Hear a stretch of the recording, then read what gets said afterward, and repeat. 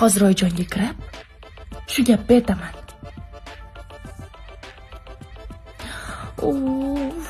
Qanaqa qilib aytaman? Men o'zimga ishonaman.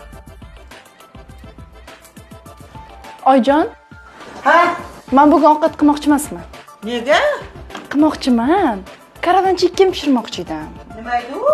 Hozir 5 daqiqada tayyor bo'ladi. Pishirib olib kelaman sizga. Boring, birinchi pishirib kelingchi.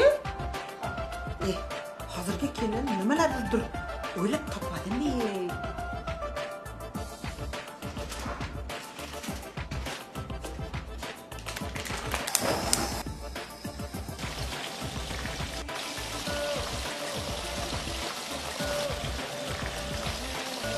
Oyijon, mana, yeb ko'ring. Voy, ko'rinishdan yomon emas. Qani?